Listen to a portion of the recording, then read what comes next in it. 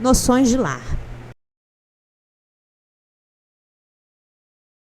Desejando colher valores educativos que fluíam naturalmente da palestra da senhora Laura, perguntei curioso: desempenhando tantos deveres, a senhora ainda tem atribuições fora de casa?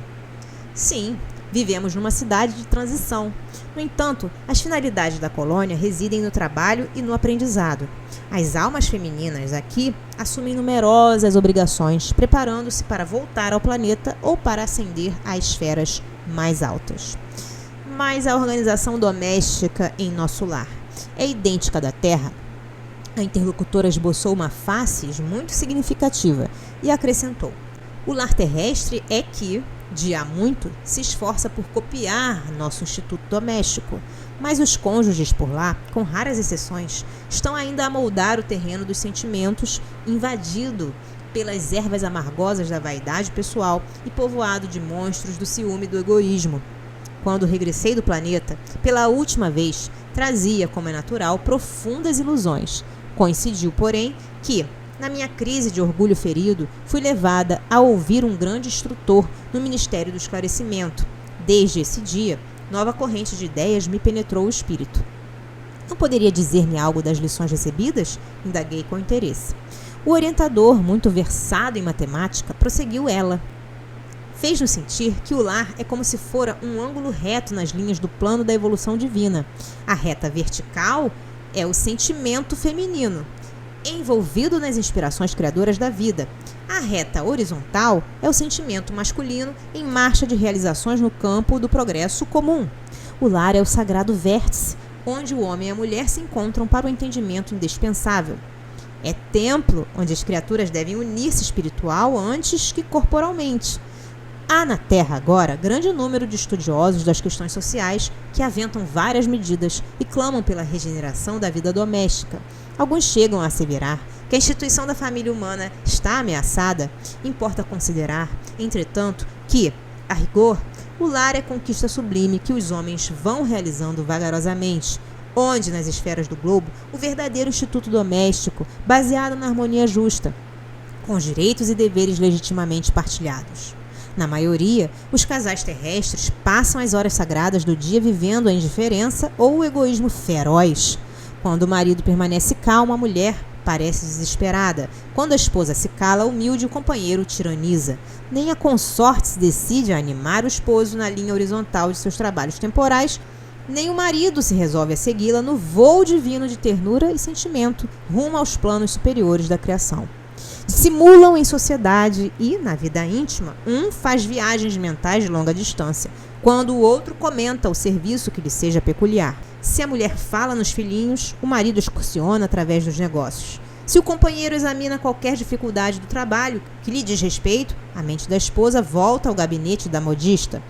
É claro que, em tais circunstâncias, o ângulo divino não está devidamente traçado.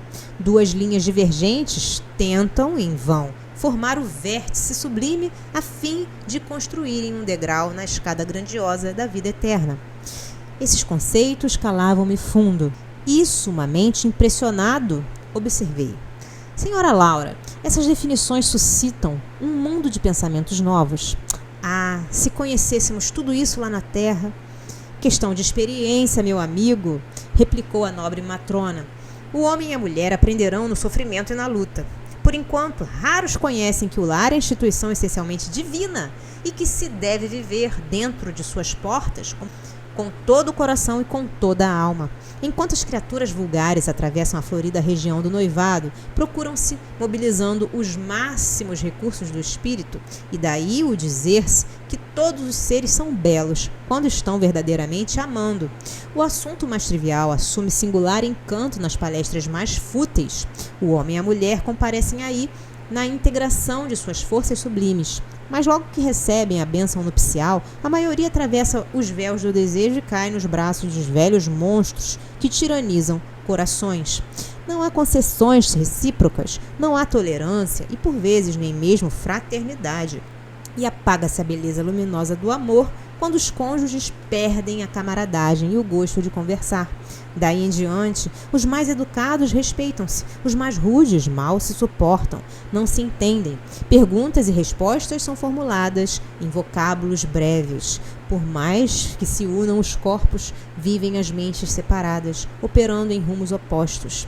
Tudo isso é pura verdade, aduzi comovido. Que fazer, porém, meu amigo? Replicou a bondosa senhora.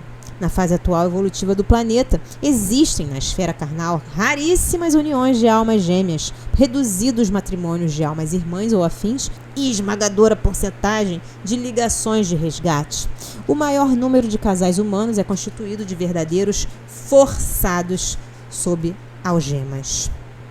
Procurando retomar o fio das considerações sugeridas por minha pergunta inicial, continuou a genitora de Lísias. As almas femininas não podem permanecer inativas aqui. É preciso aprender a ser mãe, esposa, missionária, irmã.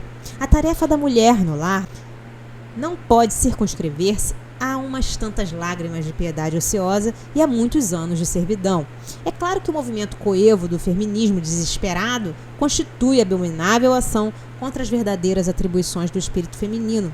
A mulher não pode ir ao duelo com os homens, através de escritórios e gabinetes, onde se reserva atividade justa ao espírito masculino. Nossa colônia, porém, ensina que existem nobres serviços de extensão do lar para as mulheres. A enfermagem, o ensino, a indústria do fio, a informação, os serviços de paciência representam atividades assaz expressivas.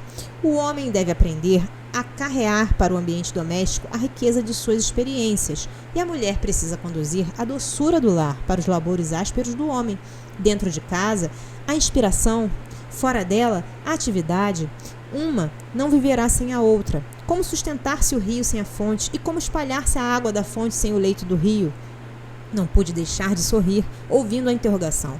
A mãe de Lísias, depois de longo intervalo, continuou. Quando o Ministério do Auxílio me confia crianças ao lar, minhas horas de serviço são contadas em dobro, o que lhe pode dar ideia da importância do serviço maternal no plano terreno. Entretanto, quando isso não acontece, tenho meus deveres diuturnos nos trabalhos de enfermagem, com a semana de 48 horas de tarefa. Todos trabalham em nossa casa. A não ser minha neta convalescente, não temos qualquer pessoa da família em zonas de repouso. 8 horas de atividade no interesse coletivo, diariamente, é programa fácil a todos. Sentir-me-ia envergonhada se não o executasse também. Interrompeu-se a interlocutora por alguns momentos, enquanto me perdia em vastas considerações.